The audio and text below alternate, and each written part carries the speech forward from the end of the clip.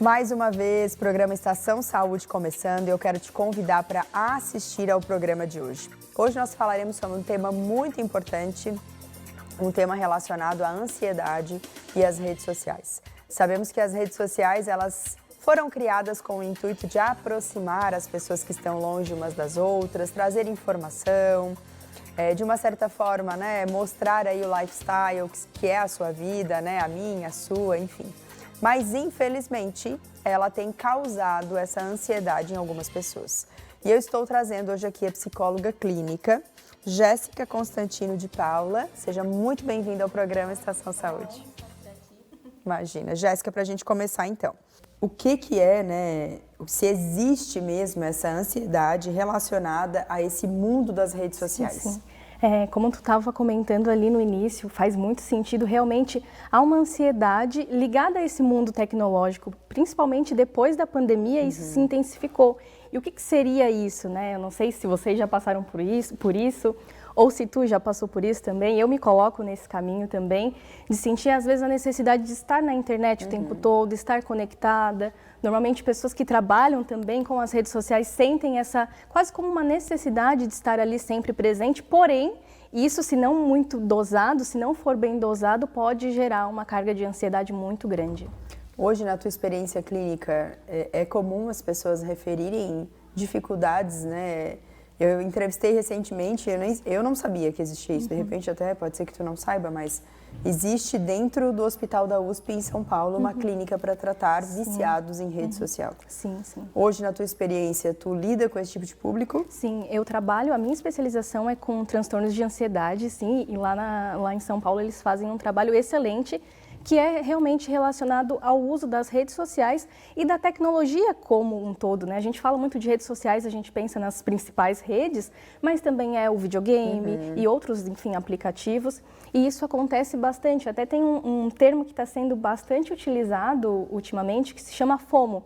É um termo em inglês, que significa Fear of Missing Out, que significa o medo de estar por fora, digamos assim, que é aquela sensação assim, vou dar um exemplo de agora. Eu tô aqui com a Gabi gravando, mas o que será que está acontecendo ali? Minha rede está ok? Será que eu tô perdendo alguma coisa? E a pessoa fica nesse mundo realmente, é um vício realmente que precisa ser controlado, infelizmente. Quando a gente lê, às vezes a gente não tem noção, quando a gente ouve alguém que lida, né, e eu acho que é a tua realidade também, de cronometrar o tempo que tu fica, ou de usar, né, ali... parar para ver o tempo que tu fica nos aplicativos, que, né, o iPhone e outros telefones, eles te proporcionam ver isso, é apavorante. Porque às vezes tu diz que tu não tem tempo para fazer determinadas coisas, mas tu fica muito tempo lá, né? Tu percebe isso também no consultório? Sim, isso acontece muito, às vezes essa questão até de prioridades, né? Às vezes as pessoas, elas sentem que falta tempo para fazer as coisas delas, pessoais, de trabalho. Às vezes até a relação interpessoal, né? Então às vezes eu tô aqui no celular conversando, não tô vendo a Gabi, não tô vendo meu filho, meu esposo, a minha esposa. E isso que tu falou é um ponto, que alguns aplicativos já têm essa ferramenta de dosar o tempo. E é surpreendente, porque muitas vezes a gente pensa assim, eu fico 1 hora só, é rapidinho ali. Quando tu vai ver ao longo do mês, ao longo do tempo, são 10 horas que você ficou ali, 12 horas muitas vezes. E a pessoa muitas vezes não tem noção desse tempo que ela está despendendo ali. Com certeza. E tu acabou de falar sobre a questão da FOMO, né, que a gente ia comentar. Como que as pessoas podem prestar atenção em relação a esse comportamento? Tem algum gatilho que faz esse comportamento aparecer ou não? Sim. Essa pergunta ela é bem relevante porque os comportamentos eles são muito sutis. São comportamentos que são naturais, digamos assim, eles são normais, digamos assim, considerados comuns, porém, o que a gente tem que prestar atenção é na intensidade. Então, vou dar alguns exemplos. Então, quando tu começa a perceber que tu não consegue se desligar do celular, o celular precisa sempre estar ali do lado. Às vezes você está numa conversa com a pessoa, você precisa checar o teu celular. tu passa muitas horas, não é uma coisinha assim, um pouquinho e vai, você passa muitas horas consumindo muitos conteúdos, ou digitando muito, ou tentando se atualizar também, até tem algumas redes específicas que são mais focadas para fotos e imagens, que estamos inseridas nisso também. Então, às vezes, aquela necessidade de consumir o conteúdo também, então eu preciso saber o que está acontecendo na vida da Gabi, ou na vida da Jéssica, ou na vida do meu amigo, e estar nisso também. Então, eu também preciso postar o tempo todo, eu preciso aparecer o tempo todo. Se isso aparece com essa intensidade que a pessoa sente como se fosse assim, uma necessidade, e quando ela não faz isso, pode continuar? Pode. E quando ela não faz isso, ela se sente angustiada, é quando a gente tem que olhar e falar, opa, tem algo errado por aí. E eu percebo que isso é a minha realidade, né? Como eu trabalho com a rede social, eu tenho que me policiar, mas eu percebo que quando às vezes eu converso com outras pessoas, as pessoas têm uma extrema dificuldade de aceitar, né? Tipo, não, eu tenho um problema, eu preciso rever essa minha questão com o tempo do celular. Tu percebe isso no consultório ou não? Sim, isso é muito comum porque, como eu falei até anteriormente, é muito sutil. Então, aquilo que a gente faz no dia a dia não parece algo errado ou algo intenso, digamos assim. Então, vou dar esse exemplo da produção de conteúdo. Então, eu preciso postar, eu preciso estar sempre ali. É de fato uma realidade porque é uma ferramenta de trabalho ou uma ferramenta de lazer. Mas quando a pessoa sente essa necessidade e causa um transtorno realmente, um sofrimento, a pessoa ela não tem essa percepção, porque ela já está inserida nisso e parece um comportamento típico. Então, é muito importante assim, que a pessoa tenha essa percepção, esse autoconhecimento, mas às vezes até pessoas em volta também falando, opa, tá muito tempo nesse celular, ou no computador, ou nos jogos que sejam, né? Porque realmente, para quem passa por isso, é muito difícil identificar que é um vício. Com certeza. Nós vamos conversar mais sobre esse assunto. Fique ligadinho com a gente, não saia daí que a gente já volta.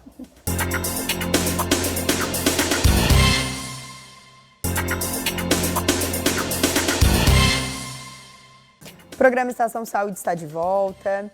Nós estamos conversando sobre a questão da ansiedade e as redes sociais, mas antes da gente continuar falando sobre o nosso assunto de hoje, ouviremos uma dica com o nosso querido imaginologista Dr. Mário Caporal. Olá, hoje estamos aqui para falar um pouco sobre a doença intestinal crônica inflamatória, conhecida como retocolite. A retocolite é uma doença que acomete o intestino grosso, principalmente o colo descendente, mais propriamente a nível do sigmoide e do reto. A retocolite é uma doença inflamatória de origem muitas vezes familiar, genética ou de origem imunológica, né? Porque muitas vezes não se sabe ainda corretamente como isto ocorre, mas a retocolite, na realidade, é uma doença inflamatória causada por esses fatores. Muitas vezes a origem é na própria família, pai ou mãe que tem, irmão ou avó, e tem um percentual de mais ou menos de 20% das pessoas que têm retocolite são por origem familiar, genética. E temos o fator também autoimune, onde o intestino é reconhecido pelo corpo como um elemento estranho e ali produz reações imunológicas adversas, causando reação inflamatória, porque ele não reconhece aquela parte do intestino como do próprio corpo. Então, tende a tendência de causar uma reação imunológica de defesa e, com isso, causa inflamação na mucosa do intestino, principalmente a nível do sigmoide e do reto, causando pequenas ulcerações e definindo como um quadro de retocolite ulcerativa, que tem alguns sintomas característicos que eu vou falar depois, que é febre, muco, diarreia, sangue nas fezes. Isso a pessoa tem vontade de evacuar várias vezes ao dia e muitas vezes tem vontade e não sai nada, é conhecido como tenesmo. Então, na retocolite é uma reação inflamatória que pode ocorrer esses sintomas. E já que estamos falando em saúde, não tem como não lembrar da Ecoclínica, que atua no diagnóstico por imagem com excelência aqui na nossa região há mais de 30 anos. Ecoclínica, Centro de Diagnóstico por Imagem. Há 35 anos cuidando da saúde das pessoas de nossa região. Inovação, confiança nos resultados, tecnologia e acessibilidade ao alcance de todos. Atendimento com unidades nas cidades de Tubarão, Capivari de Baixo, Braço do Norte e Jaguaruna. Centro de Imagem referência em saúde para a região. Exames modernos, ultrassonografia, mamografia digital, dessintometria óssea, tomografia computadorizada, radiologia invasiva, raio-x, equipe especializada e humanizada à disposição para atender bem a todos. Agora você encontra a Ecoclínica também nas redes sociais. Ligue e agende seu horário. Continuando então, eu estou recebendo a psicóloga clínica Jéssica Constantino de Paula. Já conversamos bastante coisas sobre essa questão da ansiedade, essa necessidade por parte das pessoas. Jéssica, por que essa síndrome está ligada às redes sociais? Eu acredito que hoje isso está se intensificando mais relacionados às redes sociais por conta do próprio imediatismo que as redes sociais, de modo geral, proporcionam. Então é aquilo, todo mundo está conectado ao mesmo tempo, as informações também chegam muito rápido e por isso a ansiedade ela vem também muito rápido e de forma imediata. A ansiedade, é claro, ela não é ligada somente às redes sociais, porém ela se intensifica nesse uso mal elaborado. Uhum. Tu acha que a pessoa ela tem essa consciência? Tu já pegou essa experiência clínica de os pacientes mesmo conseguirem reconhecer que tem problema e buscar por ajuda, ou a maioria vai por outras questões lá contigo e aí tu identifica que isso é um problema? Sim, sim. Acontece das pessoas irem por outras queixas e a gente identificar isso, mas quando a pessoa chega com o sofrimento ali, com essa questão instaurada, é bastante interessante notar que ela diz e percebe, então, eu não consigo ficar fora, eu posso o tempo inteiro, eu sinto essa necessidade de mostrar, às vezes, para o outro, mas eu não consigo fazer diferente. Então, às vezes, até o sofrimento vem disso, não é nem da falta de conhecimento, mas às vezes sentir que isso está sendo prejudicial e mesmo assim se sentir incentivada a fazer. Então, acontece muito da pessoa perceber, mas não conseguir controlar esse impulso. É difícil, é bem difícil. Como que as pessoas estão nos assistindo aí? Como diagnosticar esse problema? Sim, eu acho que o primeiro passo é o autoconhecimento. Quando a gente se conhece, a gente começa a detectar esses pontos, Tá me fazendo bem ou tá me fazendo mal, se tá sendo legal. Então, em relação à pessoa que está passando por isso, tem alguns pontos que a gente pode olhar. Então, o tempo que ela fica, como tu colocou, foi bastante assertivo. Então, você fica muito tempo nas redes sociais, é o primeiro ponto, primeira pergunta. O segundo ponto é o que você sente ao utilizar essas redes sociais. Você fica ansioso? Você fica feliz? Você fica tranquilo? E claro, se você perceber que há um sofrimento, buscar ajuda, porque às vezes é difícil a gente sair dessa situação e identificar os gatilhos também sozinho. Então, acho que esse é o primeiro ponto. E para a rede de apoio dessas pessoas, se alguém estiver assistindo e às vezes não passar por isso, mas conhecer alguém, às vezes dar essa pontuação para a pessoa mesmo, de avisar, olha, tu tá ficando muito tempo nesse celular, às vezes em situações que não deveriam estar, então, como eu falei ali, às vezes está num restaurante com a família, está ali no celular, dirigindo, está no celular, em situações que não precisaria, então essa rede de apoio também é muito importante, de ter alguém também sinalizando para a pessoa e a pessoa também se percebendo nesse sentido. E em relação ao impacto emocional que isso pode proporcionar, porque a gente sabe que hoje em dia a saúde mental, tudo que envolve essa questão emocional, eu já brinco com algumas amigas que hoje saúde mental em dia é ouro, porque de tudo que tu pode ter, assim, saúde, alguma doença física, tu vai lá e tu trata, só que as questões emocionais não é com duas conversas que às vezes tu trata, Às vezes o buraco é mais embaixo, tem que voltar lá atrás e ver, Sim, é todo um processo mesmo, Exatamente. Queria que tu falasse um pouquinho sobre esses, não só impacto, mas os prejuízos emocionais para as pessoas que de repente não querem tratar, porque não querer é uma opção também. E às vezes até essa questão da consciência, percebendo o impacto disso na vida delas, o que elas poderiam fazer de diferente, Então, como tu colocou, super assertivamente isso acontece, então, além da questão da ansiedade propriamente dita, que vem a questão dos tremores, o pensamento acelerado, muito nervosismo, às vezes dificuldade de concentração, tem outros fatores também que estão ligados a isso, então, A questão da autoestima também, eu percebo muito isso, então você se comparar com o outro, você achar que a sua vida não está tão legal assim, muitas vezes. A própria questão do isolamento também acaba sendo um ponto bem relevante, porque se você acaba ficando muito ali na tecnologia, muito ali nas telinhas, tu acaba também muitas vezes se distanciando de outras pessoas próximas. E tem alguns casos em que as pessoas elas estão tão imersas nesse mundo, nessas tecnologias e no impacto disso, que elas podem até ter depressão também, porque acaba sendo um sofrimento muito difícil de levar sozinho, né, de lidar sozinho. Certo. O programa Estação Saúde vai para um rápido intervalo, mas a gente já volta para falar mais sobre o nosso tema de hoje. Fique ligado com a gente.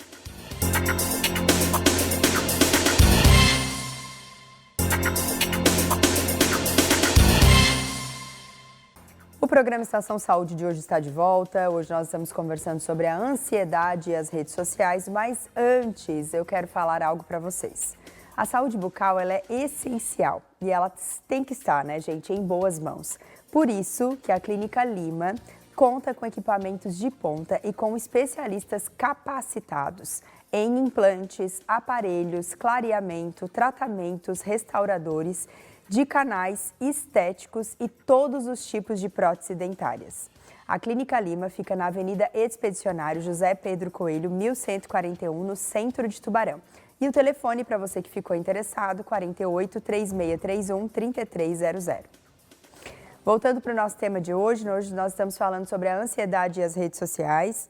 E eu estou recebendo a psicóloga clínica Jéssica Constantino de Paula.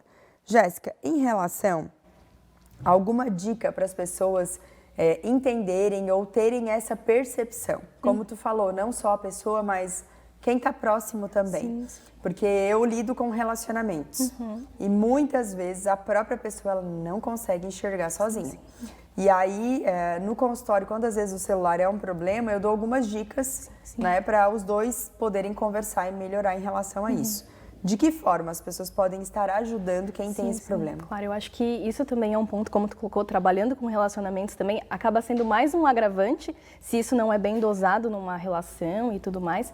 E tem algumas dicas que são simples, mas que podem ajudar. Então, por exemplo, uma das coisas que eu digo que são primordiais é limitar esse tempo, né? Então, sendo um casal, sendo filhos ou não, a pessoa também sozinha, ter um tempo específico para lidar, não ficar muito tempo consumindo essas redes sociais. Eu acho que o ponto também, como tu falou, que é bem importante, é a comunicação entre as pessoas. Então, se tu notar isso em uma pessoa, você não chegar como se fosse uma crítica. Olha, você está com muito tempo, você tem que parar, isso não é legal. Mas trazer uma reflexão do que tu nota de uma forma mais acolhedora, mais gentil, para que a pessoa ela não se sinta atacada e reforce o comportamento, para que seja o oposto, inclusive. E como a gente falou no primeiro bloco, em relação à FOMO, como fazer para evitar? Sim. Essa é uma pergunta bem relevante, porque nós estamos inseridos nas tecnologias, nas redes sociais, fazem parte do nosso dia a dia. Então, uma forma assim de você se sentir melhor é ter outras atividades também, que não sejam só relacionadas ao mundo tecnológico, é você se sentir assim, feliz com as coisas que você tem fora desse mundo também. Uma coisa também que eu acho que é bem relevante também nesse processo é você ter outras atividades. Então, vou sair com o meu bichinho de estimação, eu vou ter mais contatos pessoais. Outro ponto também que eu digo assim que é primordial, como até tu falou no outro bloco, a saúde mental. Então, você estar em dia com a tua saúde mental, com o teu autocuidado, olhando para si, para as suas questões, isso assim é o caminho para que a pessoa reduza essa necessidade da tecnologia de forma exacerbada. E como? Eu acho que essa aqui é a tal, né, como o pessoal fala aí que tá na moda, é a pergunta de milhões. Sim. Como perceber se eu utilizo as redes sociais e a tecnologia de uma forma equilibrada? Sim. Esse autoconhecimento, que eu acho que é uma das coisas mais desafiadoras, porque as outras pessoas perceberem, parece que elas estão sempre muito ligadas para perceber o que não é consigo mesma, né? Mas como que quem está aí assistindo pode perceber tudo isso? Sim, acho que o ponto assim primordial, pergunta de milhões, como tu colocou, é a pessoa perceber a angústia, o sentimento que ela sente ao estar nessas redes. Porque a ideia das redes sociais e da tecnologia como um todo não é trazer sofrimento, não é trazer ansiedade nem depressão. Então, o primeiro ponto é perceber o que está gerando algum sentimento negativo, já é o ponto de parar e repensar isso. outros pontos também podem ser percebidos. Então, prejuízo nas relações interpessoais, na comunicação, se a pessoa sente que ela não consegue ter tempo para outras coisas, são pontos que ela pode perceber para realmente buscar ajuda, porque isso ela não precisa fazer sozinha, né? Ter ajuda de um psicólogo, de um psiquiatra, se for o caso, porque isso vai ajudar ela a entender melhor as situações dela. Eu acho que as pessoas estão, assim, em busca, né, dessa percepção de entender que eu não estou me humilhando, né, se eu for em busca de ajuda, mas ainda eu acho que é um longo caminho que a gente tem pela frente. E para a gente encerrar, qual é o primeiro passo para reduzir a ansiedade em relação à tecnologia e às redes sociais? Sim. O primeiro passo, o principal, talvez eu diria assim, é justamente isso, você ter esse autoconhecimento, é você perceber por que você faz o que você faz, é não se comparar com os outros também, acho que isso é um ponto bem relevante, não achar que a vida do outro ali numa rede social ou na outra é melhor que a sua e aí pautar a sua vida em cima disso, é você se conhecer também, é você olhar para si com mais carinho, né? Sabendo dosar o tempo de cada coisa. Eu acho que tudo isso é bem desafiador, mas é possível, né? A gente vê que tantas pessoas fazem a sua parte, né? E eu acho que uma das dicas que eu tenho aprendido quando eu leio sobre o assunto é você cronometrar o tempo que você está ali. Sim, isso é um ponto.